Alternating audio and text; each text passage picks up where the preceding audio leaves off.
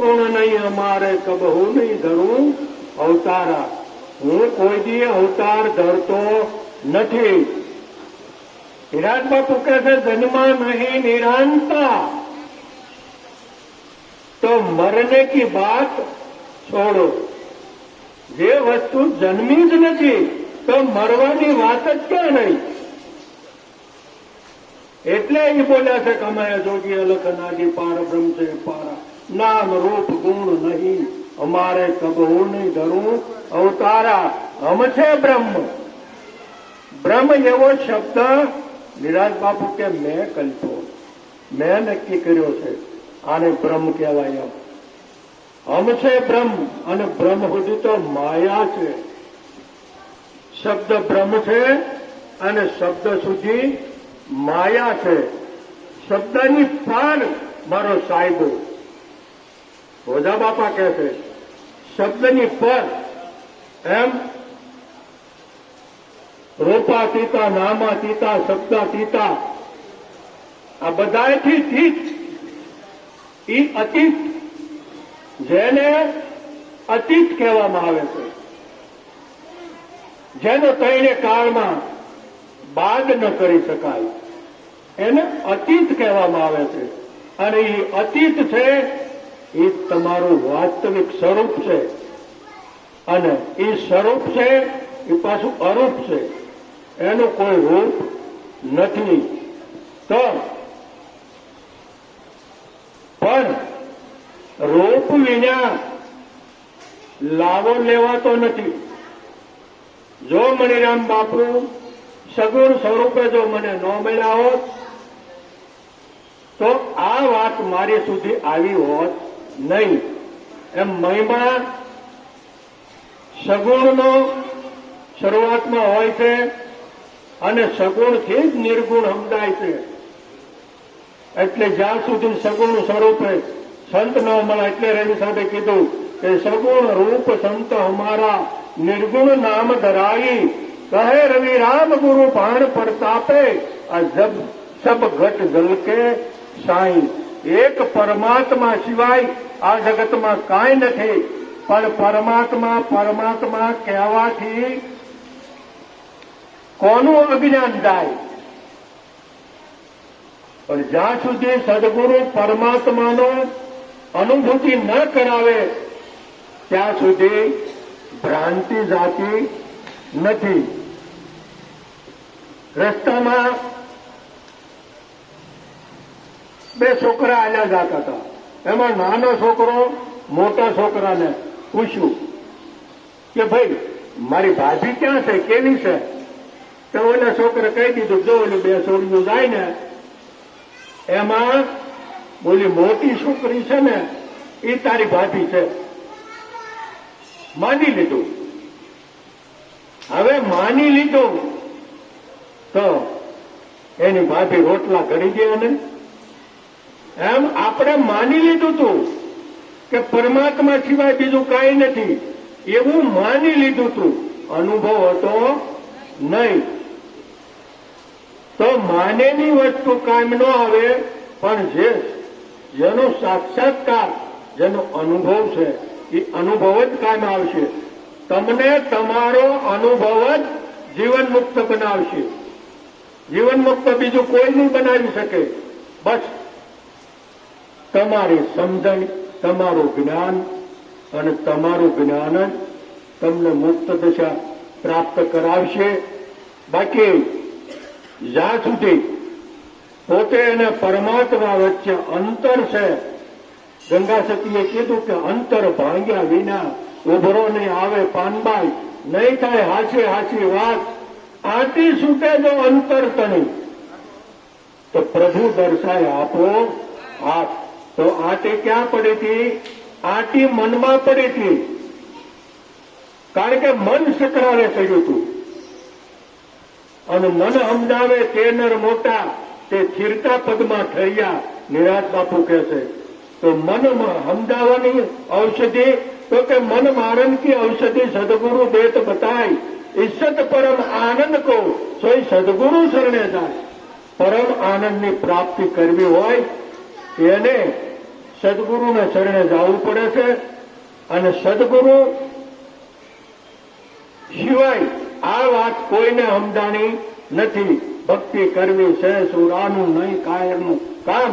પ્રથમ પહેલા મસ્તક મૂકી વળતું લેવું નામ જોને, પછી નામ મળે. પહેલા નામ મળતું નથી, પહેલા મસ્તક મૂકવું પડે છે. એટલે સંતોએ કીધું કે સવન શીશ ઉતારી આપજે, એ મત ડગાવીશ તારું મન. શેખ સવન બાપ દીકરીઓ હતા, ચોરી કરવા ગયા હતા, પકડાઈ ગયા. પછી કે શેખ કે સવન શીશ ઉતારી આપજે, મત ડગાવીશ તારું મન. એ શીશના સાથે સદગુરુ મળે તો ભી સસ્તા જાન. यह तन विष की बेलड़ी गुरु अमृत की खान. शीश दिए जो सदगुरु मिले तो भी सस्ता जान. તો શીશ માગવાનું શું કારણ છે? કારણ કે જે કાંઈ છે એ આ એટલામાં જ ભર્યું છું, બાકી બધું સારું જ છે. પણ જે કાંઈ કાવા દાવા હરખ છોક નાનું મોટું નિંદા સુગલી ખુદલી આ જે કાંઈ છે એ બધું આ એટલાની અંદર છે. એટલે સંતોએ વિચાર કર્યો, પ્રથમ પહેલા ગુણપતિને ઉડાડી નાખ્યું. તે પછી તો શાસ્ત્રમાં એવા ઘણા પુરાવા છે.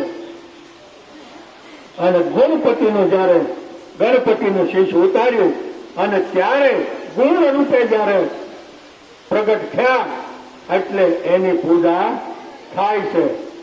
એમ વામન રૂપે ભગવાન બલિરાજાને ત્યાં આવ્યા તો એને હાડે ત્રણ ડગલા પૃથ્વી માગી.